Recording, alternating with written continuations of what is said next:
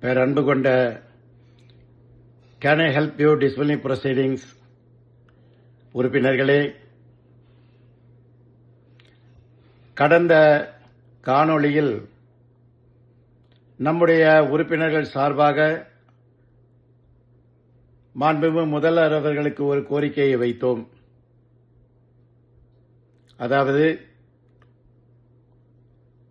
அரசு ஊழியர்கள், ஆசிரியர்கள் அனைவருக்கும் பதவி உயர்வு என்பது அந்தந்த விதிகளில் நிர்ணயம் செய்யப்பட்டுள்ள குரூஷியல் டேட்டில் மட்டுமே நீங்கள் கன்சிடர் பண்ண வேண்டும். அந்த தகுதியை அந்த அரசு ஊழியர், ஆசிரியர் அந்த நாளில் பெற்றிருப்பாரேயானால் நீங்கள் பதவி உயர்வு அளிக்க வேண்டும் என்பதுதான் நம்முடைய கோரிக்கை. இந்த காணொளியில் தற்போது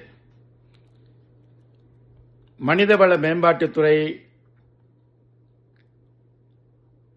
செயலர் அவர்களிடமிருந்து வெளியிடப்பட்டுள்ள ஒரு அரசு ஆணையாகும்.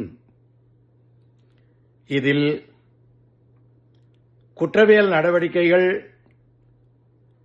துறைவழி நடவடிக்கைகள், கிரிமினல் நடவடிக்கைகள், கமிஷன் ஃபார் டிசிப்ளினரி ப்ரொசீடிங்ஸ் நடவடிக்கைகள் அனைத்திற்கும் கால நிர்ணயம் செய்து மீண்டும் வலியுறுத்தி போடப்பட்டுள்ளது. ஆனால் இதில் எந்தவிதமான பாசிட்டிவ் டைரக்ஷனும் இல்லை. அதாவது, ஒரு பயனற்ற வழிமுறையை 1987 ஆண்டிலிருந்து பழைய நிர்வாக சீர்திருத்தத்துறையும் சரி, இப்போதுள்ள மனிதவள மேம்பாட்டுத்துறையும் சரி சொல்லிக்கொண்டே இருக்கின்றன. மீண்டும் மீண்டும் ஆணைகளை வெளியிட்டுக் கொண்டே இருக்கின்றன. ஆனால் எந்த துறையிலும், ஏன் ஹியூமன் ரிசோர்சஸ் மேனேஜ்மெண்ட் துறையிலே கூட இவை கடைபிடிப்பது இல்லை. இரண்டாவதாக, மற்ற துறைகள் கடைபிடிக்கின்றனவா என்று பார்க்கின்ற அதிகாரம் இருந்தும் கூட இந்த துறை ஒரு தபால் துறை அலுவலர் போலவே நடந்து கொள்கின்றது. உதாரணத்திற்கு, நகராட்சி நிர்வாகத்துறையில் எனக்கு இன்ன அநீதி இழைக்கப்பட்டிருக்கிறது என்று நான் ஒரு மேல்முறையீட்டை அனுப்புவேனே, ஆனால் அதை ஹியூமன் ரிசோர்சஸ் மேனேஜ்மெண்ட் செயலர் அவர்கள் நகராட்சி நிர்வாகத்துறையுடன் கலந்து அதை இறுதி செய்ய வேண்டும். தவறு இருந்தால் அதை ரெக்டிஃபை பண்ண வேண்டும். ஆனால் அப்படி செய்வது இல்லை. மிகுந்த கல்வி தகுதியுடைய சார்பு செயலாளர்கள், துணை செயலாளர்கள், இணை செயலாளர்கள், கூடுதல் செயலாளர்கள் கூட இது இந்த துறையை சார்ந்ததல்ல, இது நகராட்சி துறைக்கு மாற்றப்படுகிறது என்று என்னுடைய மனுவை மாற்றி விடுகிறார்கள். அவர்கள் செய்வது வெறும் போஸ்ட் ஆபீஸ் உத்தியோகம். They are not examining any proposals in accordance with the business rules of the secretariat. Right.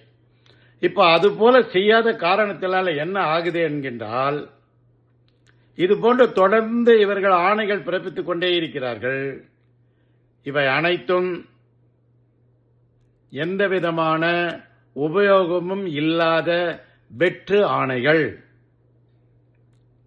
ஏனென்றால் இந்த ஆணைகளின் கீழே என்ன இருக்க வேண்டும் என்றால், இந்த கால அவகாசத்திற்குள் ஒருவர் மீதான ஒழுங்கு நடவடிக்கை இறுதி செய்யப்படவில்லை என்றால் அது ரத்து செய்யப்பட்டுவிடும். இதுதான் சுப்ரீம் கோர்ட் சொல்றாங்க. என்ன சொல்றாங்க?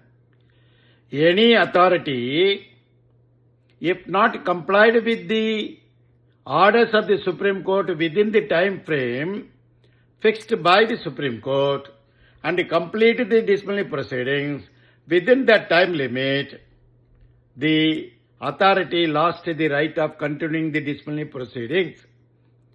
C. Muddaya versus Managing Director, Karnataka Housing Board. அந்த வழக்கில் தெள்ளத் தெளிவாக சொல்லிவிட்டார்கள். அதில் மேலும் ஒரு படி போய் என்ன சொன்னார்கள் என்றால், if the authority is permitted to extend beyond the time limit, not implementing the orders in proper perception, it will be the end of rule of law. சட்டத்தின் ஆட்சி இறுதியாகிவிடும், எனவே அதை நாம் அனுமதிக்க முடியாது என்று சொல்லிவிட்டார்கள். ஆனால் அரசாங்கம் என்ன சொல்கிறது? ஒவ்வொரு ஆண்டும் ஒரு சர்க்குலர் போட்டுக்கிட்டே இருக்காங்க, ஒரு ஜியோ போட்டுக்கிட்டே இருக்கிறாங்க. போட்டு இவ்வளவு நாளைக்குள்ள முடிக்கணும், இவ்வளவு நாளைக்கு முடிக்கணும்னு சொல்லி கேட்டுக்கொண்டே இருக்கிறார்கள். நேற்று ஆணை பிறப்பித்த பிறகு எனக்கு வந்த தகவலில் ஒரு அதிகாரி சொல்லியிருக்கா, என் மீதான குற்றச்சாட்டு குறிப்பானை 4.5 ஆண்டுகளாக விசாரணை நடத்தப்படாமல் இருக்கிறது. எவ்வளவு வேதனையான விஷயம் பாத்தீங்களா? 4.5 years without conducting the enquiry. ஆனால் அந்த அதிகாரியும் வருத்தப்பட போறதில்லை, அந்த எஸ்டாப்ளிஷ்மெண்ட் செக்ஷன்ல இருக்கக்கூடிய சூப்பரண்டும் வருத்தப்பட போறதில்லை. ஏனென்றால் பாதிக்கப்படுவது யாரோ ஒருத்தர். இதுதான் மிகப்பெரிய பிரச்சனை. உண்மையிலேயே ரொம்ப வருத்தப்பட வேண்டிய விஷயம் அதுதான். அப்போ செக் எங்க வைக்க வேண்டும் என்பதை அரசாங்கம் தெரிந்து இருந்தாலும் கூட அதை வைக்க தவறி விடுகிறது என்கின்ற காரணத்தினால் இது போன்ற உத்தரவுகள் எத்தனை பிறப்பித்தாலும் அது குப்பை மேட்டில் போடுகின்ற காகிதங்களாகவே கருதப்படுமே தவிர அரசு ஊழியர்களுக்கு, அதிகாரிகளுக்கு, அந்த குற்றச்சாட்டு குறிப்பாணையில் செயல்படுபவர்களுக்கு எந்த விதத்திலும் உதவாது என்பதை மிக பணிவொன்போடு தெரிவித்துக் கொள்கிறேன்.